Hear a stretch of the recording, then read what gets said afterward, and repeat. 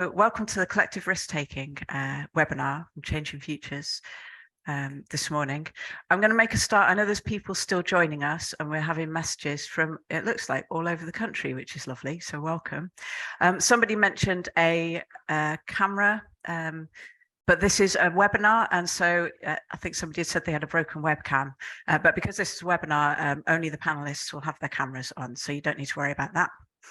I'm going to start with a few housekeeping notes.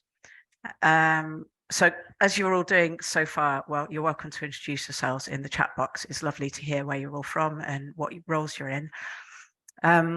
This session is being recorded and it's going to be published on YouTube and on our website. So if you want to look back at it later or share it with others, then you can do. We'll be sharing the link to the recording with everyone that's attending today. And the other thing to say is that there's going to be an opportunity to ask questions after the panelists have spoken. So if during the webinar and during the speakers you're thinking of things, then please put questions in the question and answer box throughout the session and we'll pass them on to the panelists at the end and we'll try and get through as many as possible.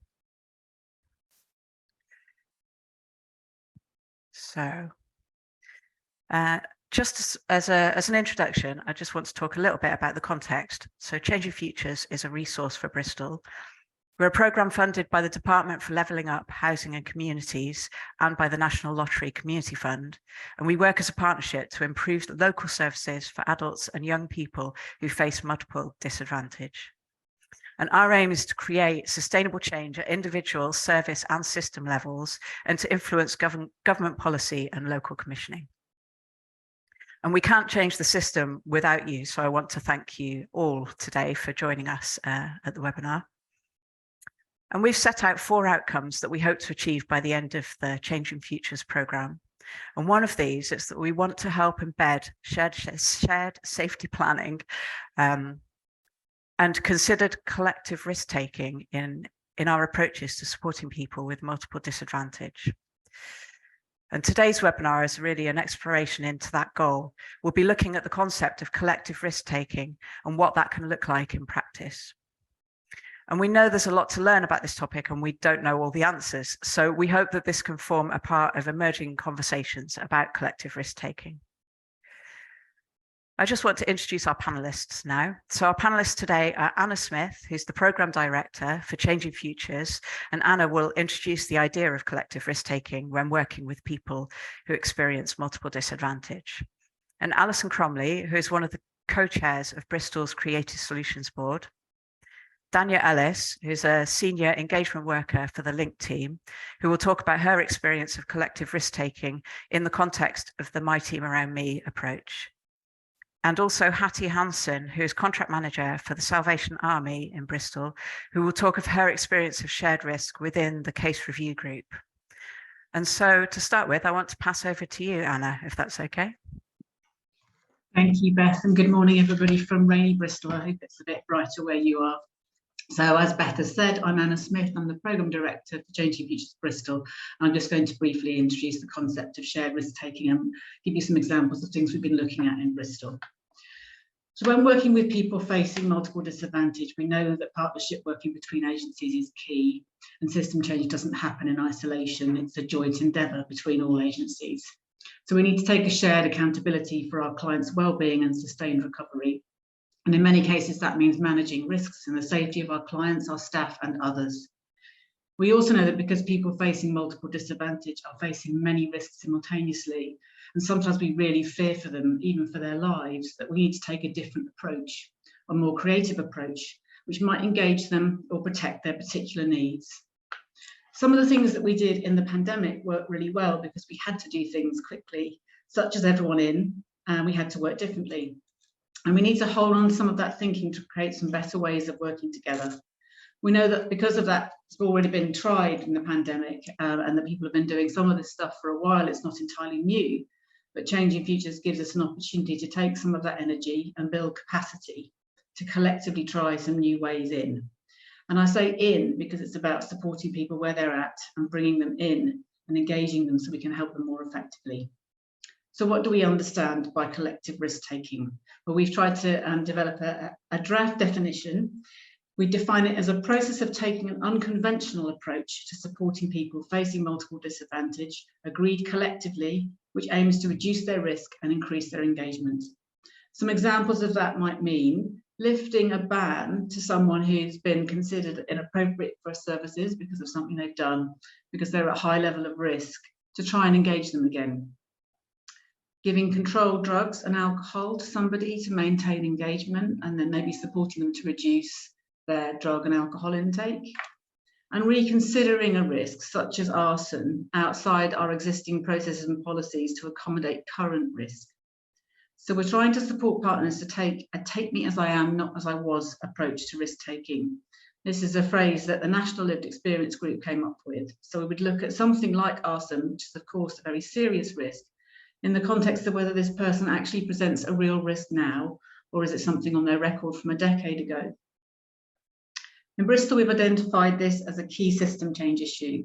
So collective risk-taking is one of our 4 goals, and we're piloting risk-taking within a break no laws, do no harm approach, which others on the panel I'm sure will explain more about. We're still experimenting and we don't have all the answers. We feel there's much to learn from others. So this webinar is an opportunity to look at what's currently happening across the system and think about what collective risk-taking can look like in practice. Thanks.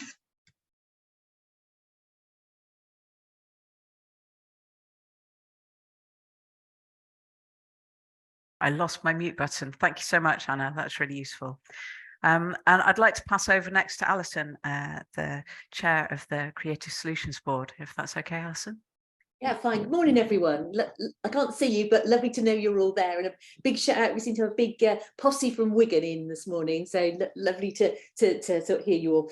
I'm going to pick up really from where Anna left off, really, because my interest in terms of the Creative Solutions Board is thinking about how we can create some of those spaces that we can work collectively on risk taking.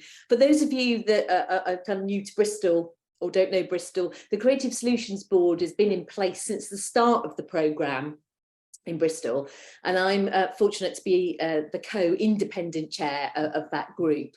And what that group has been doing, and I'll tell a little bit about how it's evolved as well, is taking service users who are somehow stuck in the system, bringing together the agencies to try and look at that in a different way, look at those issues in a different way, try to think about how we might provide a creative solution, as it says on the tin, and then from that piece of work, then try to helicopter up a bit to say, well, if we could do something different for this person, what does that tell us about the way our system kind of runs as a whole? And part of that thing about creating the right environment to work on risk taking is about building those relationships. And we know, well, we were just saying this morning, you know, we're online today, we're just getting used to getting back together, but building those relationships across the system is really important if you want to try and build that trust, so that agencies and workers within those agencies feel confident to kind of share that risk. I think I would say, in terms of our initial work on the CSB, we did really well about selecting the system. Did we manage to achieve system change? Probably not, but brought some ideas into that kind of space. And I think what we've now started to do and evolve, because there's lots of creative things happening all over the system in Bristol, which is fantastic, is starting to use the CSB to look at the trends that we're seeing, because a number of service users that have been brought to the CSB, you start to see similar patterns. Anna mentioned about people who get banned from services, and that's one of the system trends that we were able to kind of start to look at, in terms of often people are banned from a service, and when you start to explore that a bit further, it was in like 1974, you know, it's a long time ago. And actually what we've not been very good at as a system is to think about, well, what does this client, this service user need to do? What does the service need to do to think about the risk and think about how we might unban people from services? And so taking a slightly different approach to that. And I know some of the other speakers are going to talk a bit more about tools to kind of help do that. but really trying to be very clear with the individuals that we're working with, what they need to do in terms of their responsibility and what the services might need to do to kind of change that narrative for that individual. And from that work, that Changing Futures has been is launching some restorative training, because actually starting to support workers about, well, how do you start to negotiate that? What does that mean for your service? Because as Anna says, we need to be thinking about risk in terms of the individuals, the organisations, the workers in organisations. How do we do that together? And that's it's not an easy task, otherwise we would have all done it across the country by now already. So there's something about trying to create those spaces in which we can explore that further.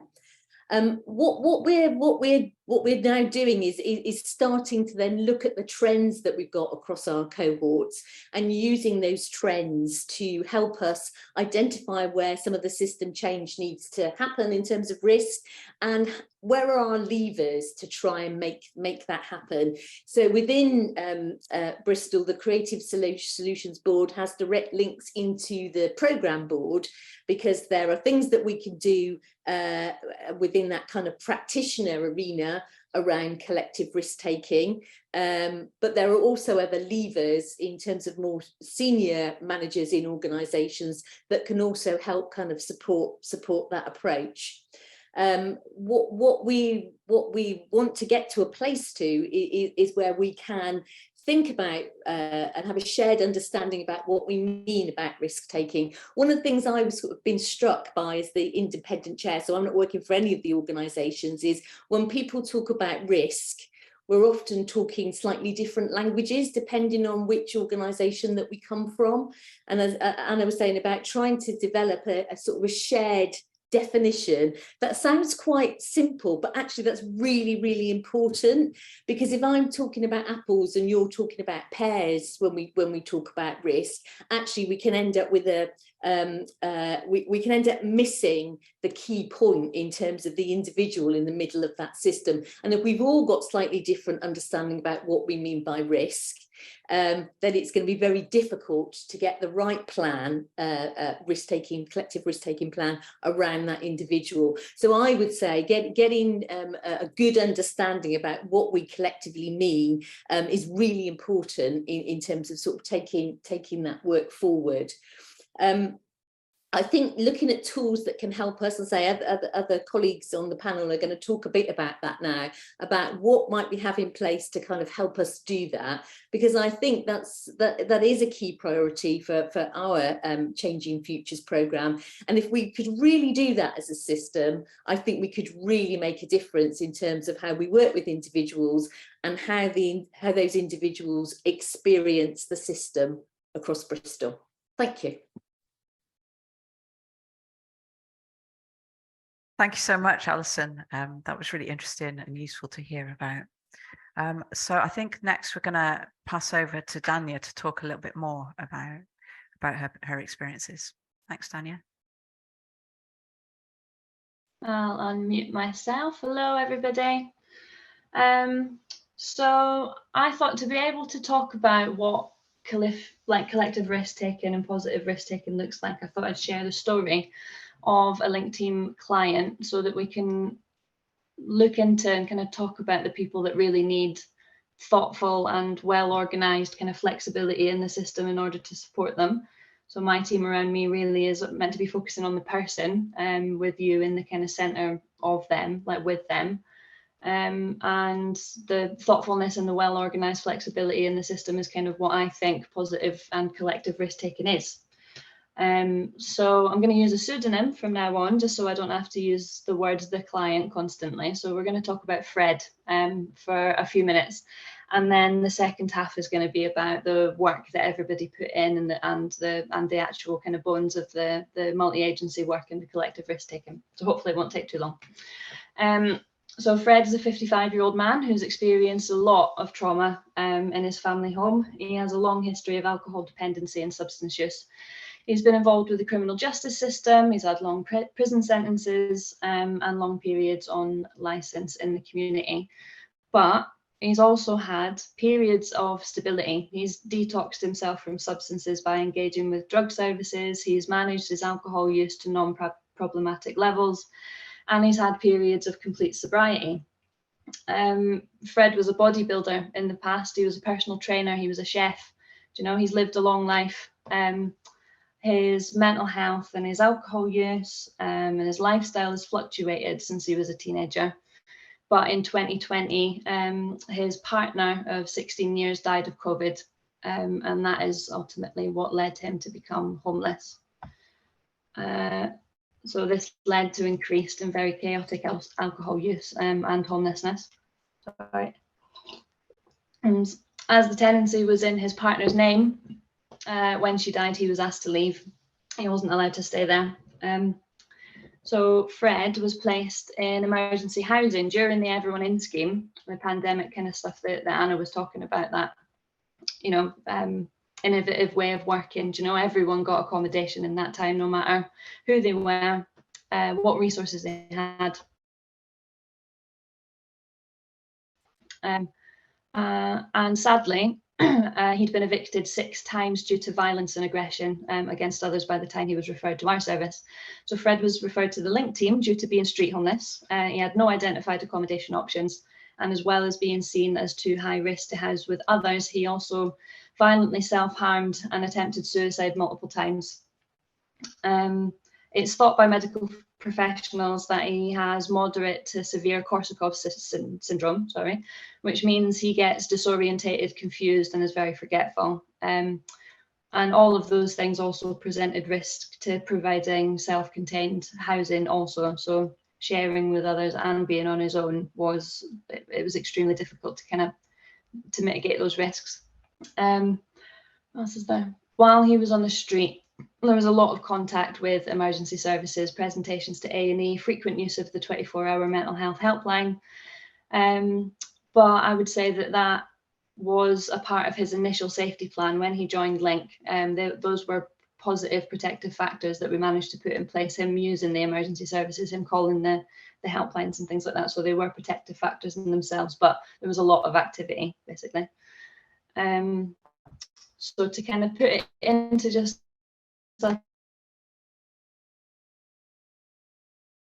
a little paragraph, like I said, he experienced huge amounts of trauma and bereavement that's using alcohol to cope. And because of that trauma, he has a window of tolerance that has shrunk so much that he can't deal with or engage in the world around him or be by himself. And there's a constant risk, basically, to self and others.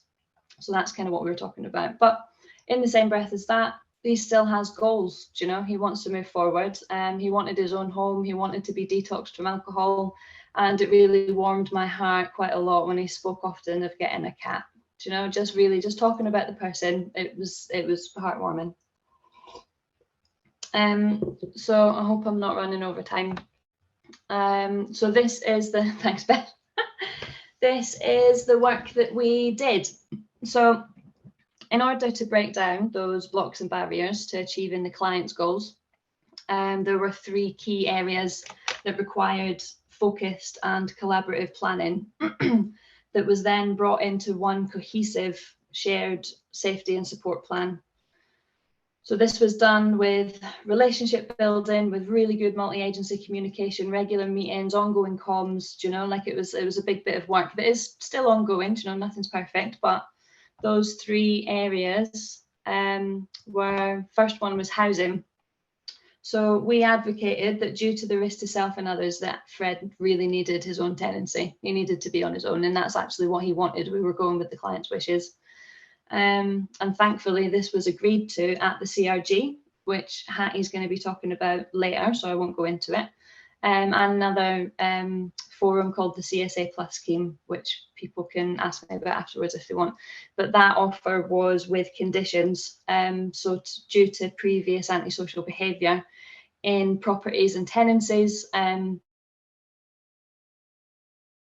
conditions were that he needed intensive wraparound support, and that was provided before he would be offered the tenancy. So another area was his care and support needs. So safeguarding investigations were opened previously due to the Korsakovs and the self-harm, you know, the disorientation. He needed pretty intensive support while he was on the street, and then also to kind of manage his tenancy. So this resulted in allocating a social worker who also advocated for him at this CSA Plus forum, which I can talk about if anybody's got questions about afterwards. And they provided Fred with a care package to sustain the tenancy and to mitigate the risks to him. So the third section was the alcohol dependency. So these are all kind of going on Fred's goals. So alcohol dependency, that's what he wanted to work on. So the Bristol Drugs Project, which you probably all know about, and the Homeless Health Service of Bristol, they hold weekly alcohol clinics, which Fred still engages with to this day. They have been incredible, if I'm honest. They've been hugely understanding of Fred's mental health, of the risks that he poses to others. They have open door to him, even though he's presented with some challenging behaviour in the past, but he's still able to access that fully, never had any restrictions. And we're still working on his goal of detoxing from alcohol. So they are working on applying for funding for an in-treatment stay in hospital. Now that Fred has accommodation and support, this is actually possible. So they're widening the understanding across the system of working in a trauma-informed way with people like Fred. So doing a kind of trauma-informed recovery pathway to alcohol detox. They've been able to advocate for flexibility in Fred's case. So as he's completely unable to engage at the level currently necessary for alcohol treatment, they've bypassed the need for some of the steps to access that funding. And as this is an exceptional case with high risk to life, and the fact that the client is already experiencing a brain injury as a result of his alcohol use, it was seen as completely necessary. So, final little bit. Each of these three areas required their own multi-agency shared planning approach. So we've got the housing, the care and support needs, and the alcohol dependency. They all depended on each other to succeed. They overlapped. Each had requirements of each other to be able to succeed, basically. All completely interlinked, and actually in total, we're talking about 12 different agencies, I think, that were actually involved to kind of formulate this plan. And that's considering that the CRG and the CSA Plus forums that I was talking about are both MDTs in themselves, which can have about 20 people present. So this is a lot of communication, a lot of work. So our agency, the Link team, was the lead agency in this, because we were having the most client contact, we were doing the most intensive support, and we had like complete oversight basically of all of the plans. We were able to coordinate these three areas into one shared safety and support plan. So we attended all the multi-agency spaces, supported the client to attend his sessions, brought his voice to the ones that he couldn't attend. All of these 12 agencies knew of each other, owned their own actions, kept to their agreed actions, and helped to bring everything together. You know, so they all knew of each other, but there was, you know, they needed to happen in three different sections basically, but everything was brought together into kind of one plan. And I mean, Fred has his own accommodation and his care and support needs met at the minute, and we're still working towards the alcohol detox thing. Now that those things, this is very recent, you know, he's only gotten his tenancy in say like December, so it's still a work in progress. I suppose like kind of breaking it down as well into like less than 8 minutes of that, it makes it look quite simple. And I just want to say that it's not. I think that, as Alison was saying, the system needs to be able to flex around these people a lot more, because it's taken us over a year to kind of get to this space. So like our understanding of collective risk taking and shared risk taking and stuff like that, it needs to be wider across the system in order to make this like a much faster process. I think we need to build better relationships between each agency so that we have a better understanding of the person. We need to work in a more kind of trauma informed way, because it's not about what's wrong with the person, is it? It's about what's happened to them. And like what Anna said as well, it's like, take me as I am now, not as I was. I think that could do, yeah, with a lot of work, because it's it's not simple, it's not easy. But yeah, I think that's basically me. That's all right. Okay. Thank you so much, Tanya. I hope And, that made sense. Say that last bit again. I said, I hope that made sense. Absolutely. And I really appreciate you at the end acknowledging the complexity of this work, because that's one of the reasons we need to talk about it so much, isn't it? Okay, so I'm going to pass over to our final panelist today, Hattie Henson from the Salvation Army. Over to you. Hi everyone. I'm muted now. Brill. Yeah, as Beth said, I'm the contract manager for the male homelessness pathway in Bristol, and myself and Dania and as she mentioned, several other people attend Bristol's case review group, also known as CRG, and I'm going to talk mostly about how that space works. But I thought I would start off really echoing what's been said about my understanding of shared responsibility and collective risk taking. My background is in housing, and I think often accommodation providers can often feel like they sit disproportionately with the risk that some of their clients carry on the basis that they are present more than other people, if it's, for example, a 24/7 shared hostel. And the idea of collective responsibility, particularly from a housing lens, but absolutely across the board, is that it's not just who's present the most, but who has the expertise and the access to resources, and all kind of playing an equal part. Yeah, so I feel like we've had, for example, instances of probation officers, for example, saying, you're the housing officer, you need to make sure, you're the housing worker, you need to make sure that they stick to their curfew of coming in at 10 p.m. every night. And actually that housing service works 9 to 5. So I think that the kind of starting point for collective responsibility is a really clear understanding of everybody's abilities and what their limitations are, because without having a starting point of really understanding what people are capable of doing, it's going to be hard to kind of allocate where responsibility sits. And second to that, there's always an idea of what a service should be doing on paper and what a service is able to do at that moment in time. So it may well be the case that a service spec for a service says that this team should offer that. But for example, if they're short-staffed, factoring in all of that at that very time, at that very moment, so we're not kind of setting clients up to fail with promises that staff can't keep. Other aspects of collective responsibility and risk-taking is avoiding a blame culture. I think it's really easy when our teams sit in silos and we're all really stretched, that when something doesn't happen, we assume that the other partner or partners involved in the client casework have dropped the ball. But actually, that's a really kind of unhelpful culture to be sitting with. And I'll come on to it later, but to kind of counter a blame culture, again, like constant communication with other people involved in the client work, understanding where their teams are at, and crucially, lots of reflective practice along the way.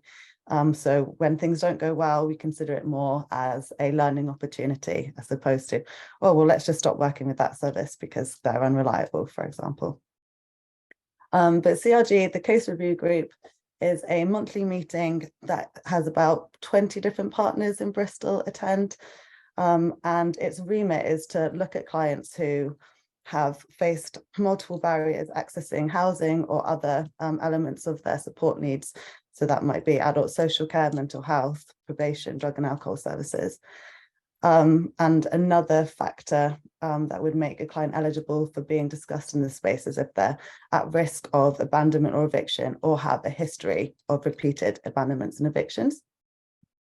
The client has to have we have to have the client's consent to discuss them in this space. And the whole purpose of this meeting is to draw from all the expertise in the room, which is honestly probably like 100 of years worth cumulative of experience over working in Bristol and the surrounding areas, to come up with creative solutions to stop these repeated abandonments and evictions happening. It differs slightly to the Creative Solutions Board that Alison was saying, in that it's slightly more operational. I would hope, I don't sit in the CSB, that we're still tracking the trends that come up through the CRG and taking it to Creative Solutions, and Alison's nodding, so that's positive, that's happening. So we've got a CRG success story that was shared with me from another attendee of the CRG group. So the background for this client was that they were a 51-year-old female, first met by the outreach team in June 2019 and housed in settled accommodation in November 21. She had complex needs, including substance use, poor mental health, which included schizophrenia, a history of being sectioned, non-compliance with medication, and symptoms included paranoia. Risks included fire settings and risk to staff through verbal aggression and threats. And just a note there, this client did have a history of fire setting, but another point that I think is probably worth mentioning is the importance of language. Until recently, we would only use the term arson in CRG, which actually in and of itself could cover someone falling asleep with a cigarette in their hand versus someone intentionally setting fire to an accommodation or elsewhere.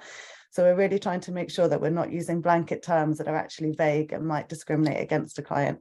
Unfortunately, in this instance, there was intentional fire setting, but nevertheless, for others, I think they've been branded with that label historically, and the risk is smaller. This lady was first referred to CRG in February 21 when she was housed at Honest Manor under the Everyone In campaign. And barriers to accessing accommodation included the history of fire setting, risk assessments from one of our providers have a very high kind of threshold level for arson, and she needed self-contained, evidenced by her trying to stay in shared accommodation and it not working. She had declined several placements historically.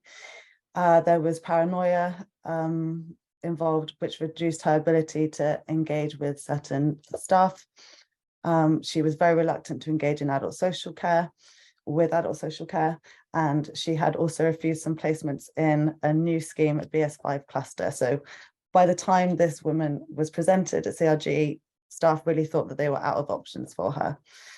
The request that came to CRG that she would require self-contained accommodation, which ordinarily for a case like this, providers would probably consider to be far too high risk, particularly if the self-contained accommodation is in a block of flats due to the arson setting. And there was a request really just to have a discussion around how those involved in her care could help manage her mental health needs. And there was also additional support requested for this client via adult social care. The outcomes at the case review group was that this outreach worker was linked in with the mental health lead at Avon and Somerset Police. So again, with shared collective risk taking, we've also got a shared responsibility to inform everyone else. I think it's sometimes easy to forget that we're very skilled respectively in our own field. So housing and mental health are vastly different. I don't have much knowledge at all around mental health acts and sectioning. So when you just hear S136, I think sometimes you nod because you think you should know it, and actually I don't know what it means. So Avon and Somerset Police agreed to inform what their powers were and what they look like. We've got other additional forums as well where these kinds of things could be discussed.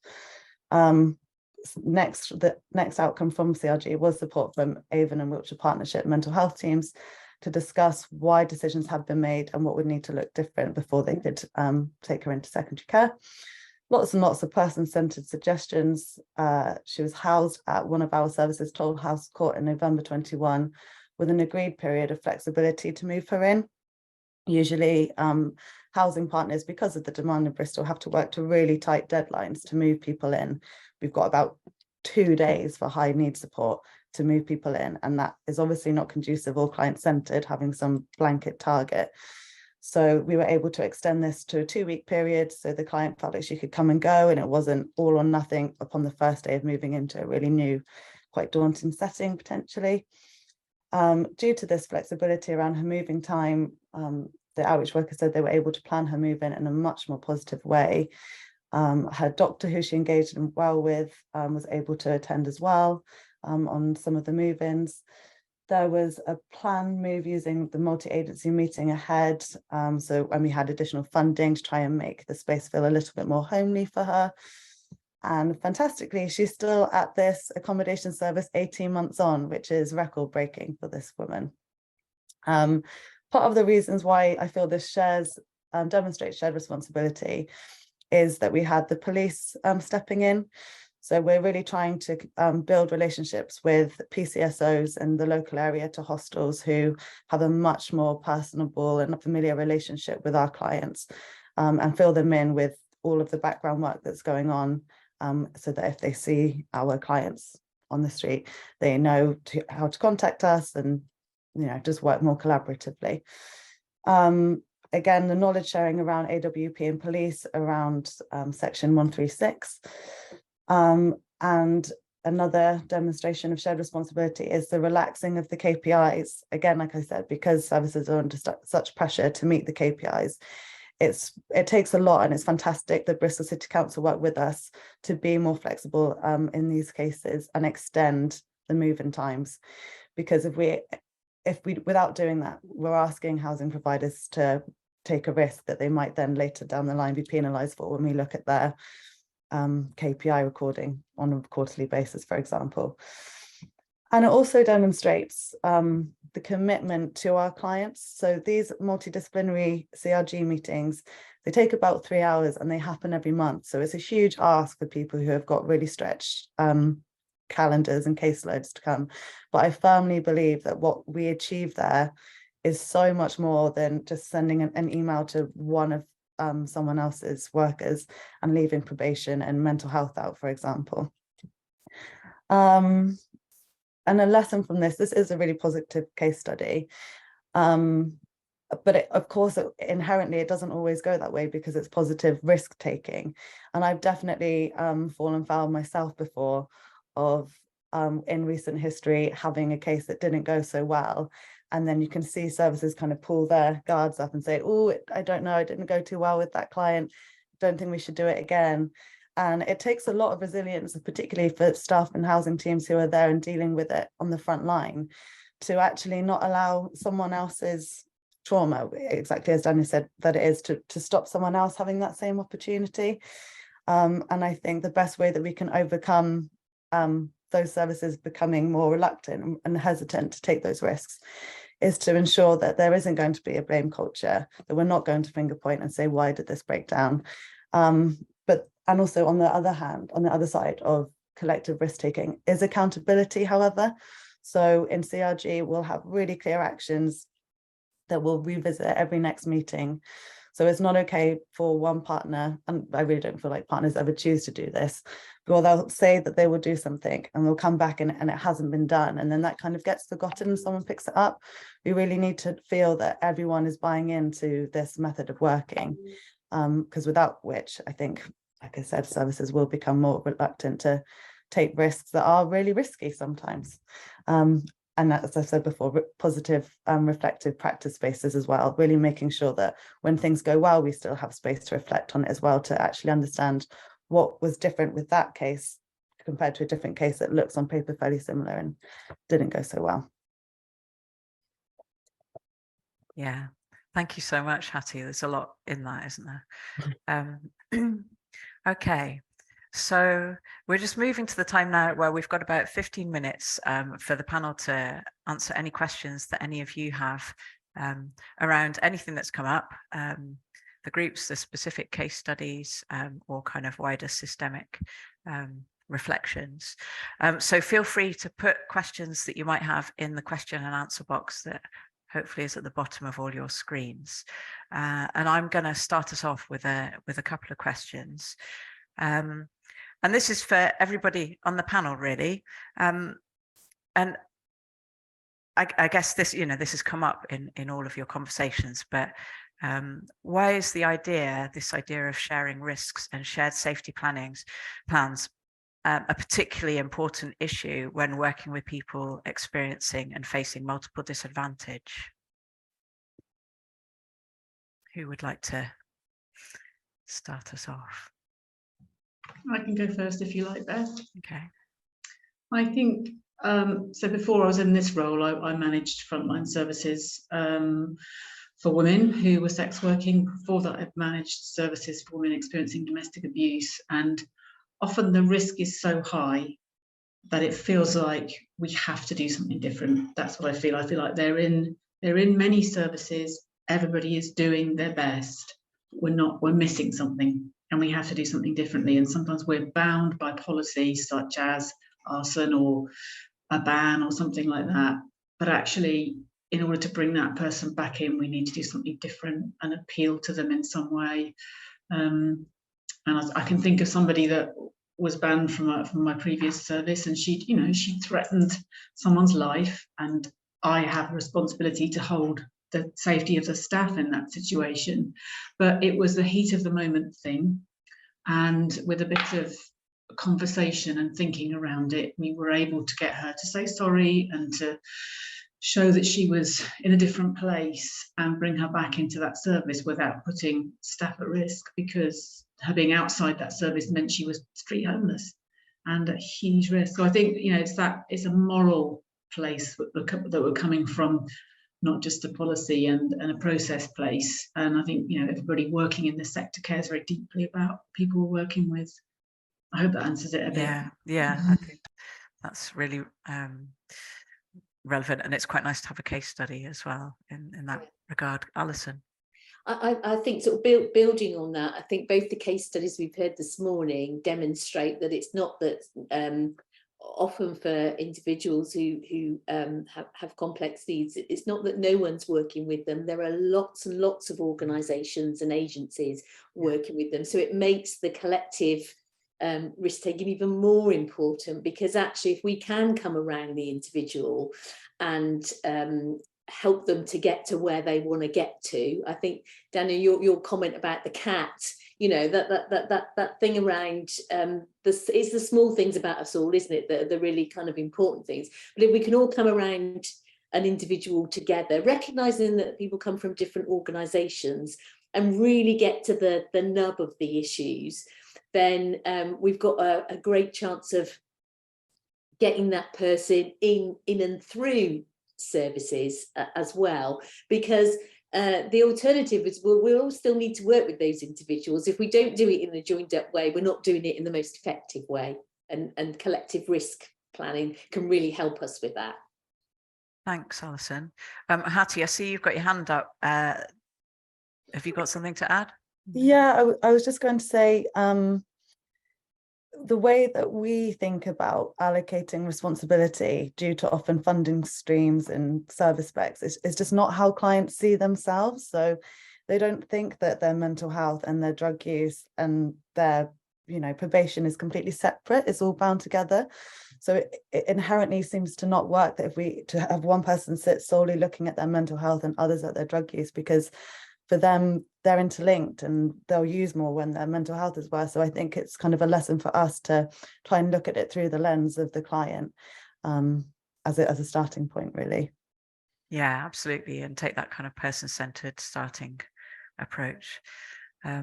Okay, there's some more questions come up in the question and answer box. So I want to put the next one to you. From Lauren Hawksley.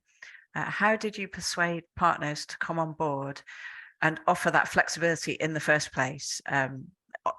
There's an issue about often running up against very rigid systems. You'll all probably have slightly different perspectives on that. So does anybody want to speak to it? I would say that I think the CRG certainly smaller groups started out of frustrations of seeing the same things happening to their clients. If you look on some of their housing social register, HSR histories, you can see that people are going through high supported accommodation hostels and doing really short stints. So I think actually it wasn't a case at first of having to convince people to come. They were really ready to try something different, to try and produce a different outcome for their clients. And we've been fortunate that in doing that, we've seen positive outcomes that we can then present to other people and say, hey, look at this way of working. We think sometimes it really works, and bring people on board that way. And then obviously a bit of pressuring people because we have to. Yeah. Dania. Hello. I suppose on an individual basis, so if I'm just going to kind of just talk about this person, it's our team, Link team, is actually in a really privileged position where we are able to kind of work within like a really person-centered way. Do you know, we've been set up to be able to have the time and the resources and everything to actually build relationships with people, to get to know them, and then that helps us then communicate that to the wider system. So we do client formulations. We spend a long time kind of building that relationship with somebody so that we can then present them as a whole. So to places like the CRG, you know, I'm going to keep talking about that. That's actually really where I get the majority of my kind of good outcomes from, because it is a really action-based kind of setting, and I go every month. But to be able to kind of, and I think that there is a bit of a shift as well in the system of actually trying to work in a more trauma-informed way. I think that there's the histories as well, do you know, like what Hattie said, like there's a massive evidence base now of things actually not working, which is why we're here today, which is why Changing Futures is a thing, why the link team's been set up. You know, it's like the evidence is there for people not fitting into boxes, and not being able to work like that. But yeah, I think we need more services that have more resources as well, as always. Need more time and effort to be able to put into people, but you know, that's an uphill battle. Thanks, Dania. Alison, your hand's up.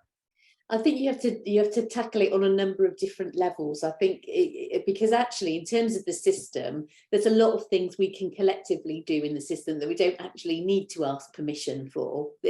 We do have the power to do it, and sometimes organisations kind of put those barriers there that don't need to be there. So I think you have to do it in a number of different levels. There's looking at a whole organisation and how that organisation gives people permission to do things more creatively. And we all know, I mean, I can think back to my ancient history as a practitioner. You knew who the people to go to that would be flexible, and you knew who the people that probably wouldn't be, where the computer might say no. So it's about kind of trying to build that momentum in the system so that actually people want to say yes. And recognising that, you know, we ask people to do lots of different things, don't we? If you're a manager of a service, we want you to provide a really good service to as many people as possible. We don't want you to overspend your budget. There's all sorts of things that people need to do. And balance, and I suppose what we need people to do is be working more on the margins. And I do think that partnership work, I've got this thing about organisational naughtiness. If you're part of a partnership, sometimes it's easier to be organisationally a little bit naughty and more flexible than if you're trying to do that on your own. So and investing in that partnership working is really important.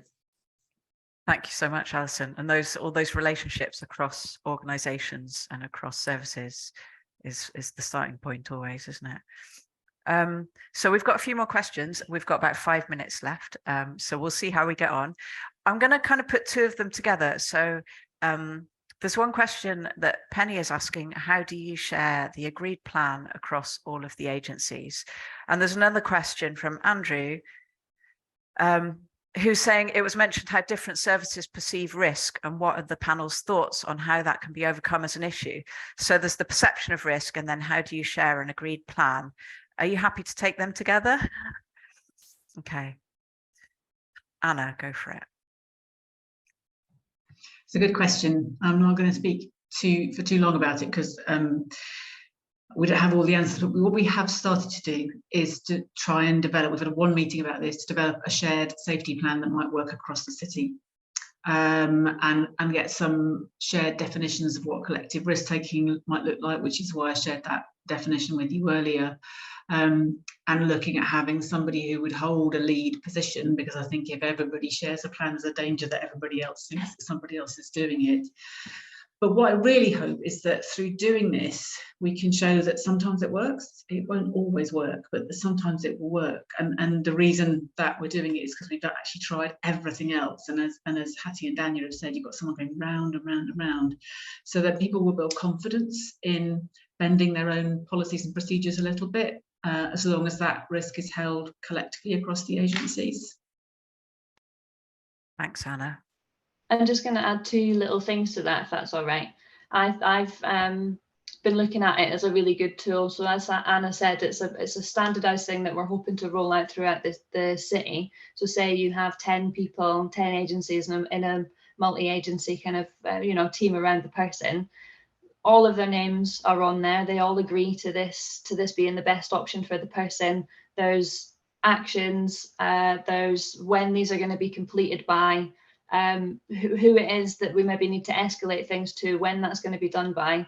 And because it's a standardized form rather than just meeting minutes that people kind of lose, or they delete the email or something. It's a shared form that everyone has, and it's in my eyes, in our meeting that me and Anna were in, it was my idea that it was going to be able to have, hold accountability, but also then give people, like the frontline workers, more agency to be able to do those things without having to go to their senior managers, because there is a kind of collective shared thing, and it's going to, in my eyes, I really hope that it's going to be able to give frontline workers a bit more confidence in being able to kind of to provide the things that may be seen as a little bit unconventional, basically. So yeah, I'm really looking forward to using it, which I'm going to tomorrow on my first client. Just to chip in, Dania, somebody in the chat is saying, hang on, let me check. I don't want to. Do you have an example of the form that you can use? I don't know if that's something that you're at a stage. Yeah, would you like to talk to that? No, so we are still trialing it out. So the things that I've been talking about in my case study are kind of shared safety and support plans that have been that aren't using this standardized form, but they have been held between, and we've been bringing up subjects as and when they've been needed, basically, that have been shared between Bristol Drugs Project, Adult Social Care. Everyone's kind of held them, but this actual form that we're talking about is still a draft, and I think we're trialing it for the next kind of 2 or 3 weeks with each kind of agency using it for a couple of clients, and then taking the learning for if each section is useful and if anything needs to be changed and things like that. So it's not out to the wider public yet, but it will definitely be soon. Brilliant, thank you, Dania. So we've got a couple of minutes left. I'm going to reiterate those 2 questions in case there's more that you wanted to say, anybody. So there's 2 parts to it. How different services perceive risk differently and how to overcome that.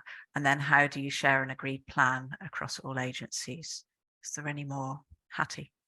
More to the second part of the question, I think a way of getting people on board to take risks is to have a plan B that is also agreed to. So if we, as part of a creative solution, is to move someone into a self-contained accommodation, which is new, and there isn't a recent kind of history to evidence that someone would be ready for that, we would say to the prospective provider that if that breaks down, we will prioritize that person's move back down to higher support, and we will also get that in agreement, so that they don't feel like once the move has happened, everyone pulls away and that's done, we got the outcome that we wanted. But that if that changes and we're not able to put things in place to maintain them there, that we have prior arrangements in place to prioritize and move back into a higher supported setting, so people don't feel overwhelmed with the risk that we're asking them to carry. Thanks, Hattie. Alison? I think part of that in terms of the first bit of the question about agencies having a different perception of risk, I think one of the first things is you've got to recognise that's a reality. So opportunities to have those conversations, and in terms of what Dania and Hattie have been talking about in terms of multi-agency teams coming together, if you're really going to plan for collective risk taking, then actually those conversations will really nail that down. Because I think often, that thing about language, we often use language quite glibly, and if you're in your organisation and that's what your organisation means by risk, unless you talk to other people in other organisations specifically about risk, you don't actually know. So I think it's about kind of creating those opportunities for that to be discussed clearly. The tool that's going to come out, the piloting of the form is fantastic, because that's something really kind of concrete that people can kind of look at and refer to, which is great. And I don't think we've had that, certainly not had that in the city before. So I feel really excited to think that's been piloted. That's brilliant. Thank you so much, Alison. It's very exciting, and I look forward to hearing, Dania, how people respond in different ways to that. So we've only got a couple of minutes. Dania, there's a last question that's to you. Could Dania please tell us what the CSA Plus Forum is? Yes, with my very limited knowledge of it. So it's a scheme project forum that's been set up for people that have got eligible care and support needs that need to access housing, and it provides the wraparound support, the care package, and provides them, I don't know if you guys know what this is, but band 1 on home choice. So it's been as a kind of like additional resource within Bristol City Council because of the lack of spaces in supported living and care homes and things like that for people that need that. Also kind of tapping into the resource of social housing and supporting people in that sort of different, in that way, basically made up of kind of social services, but also Bristol City Council housing. And that's my limited knowledge of it. But they do extra things like providing the furniture and the carpet and stuff. It's actually, it's a good scheme if it works properly. Yeah, it's yeah. Brilliant. Thank you, Dania. Are there any final comments that any of you would like to make before we conclude about anything that's come up? Okay. Oh, Anna. I think we haven't said very much about My Team Around Me, which is one of our core outcomes, and which is what it says on the tin. It's building a team of support, a circle of support around each person. And the implication for risk taking is that can be done whilst those professionals are all meeting together as well, and that we hope some of that will come out of those meetings and that process. And it's meant to be a long-term form of support that doesn't go away, so that people aren't revolving in and out of a service and we just work with them until they appear to be okay, then step away. And we all know that means that quite often then they don't continue on a pathway that's positive and need services again. So just to say that's a part of the risk-taking process that we perhaps have forgotten to highlight a bit, because I spotted somebody in the chat had said that they liked that term. And if people want more information about that, we can pop it over to you, and happy to share what we're developing as it comes along and is produced with everybody. And I guess also to say that if you do want to learn a little bit about My Team Around Me, feel free to contact us, but there's also a short video on our website just describing the framework and how we're hoping that will work across the system. Brilliant. So I think that's us coming to the end now. Thank you so much, panelists, for all your varied input. It's been great to hear from you all. I just wanted to flag that the next webinar that Changing Futures Bristol is hosting is looking at trauma-informed principles in practice. And that is going to be on Tuesday, the 25th of April. And again, it's a morning one at 9 o'clock. And the link is on our website. We're going to send a link to the recording to everybody that's attended of this meeting, but it'll be open and on YouTube. So feel free to share it with anyone that you think would be interested. And yeah, hope you all have a good Thursday.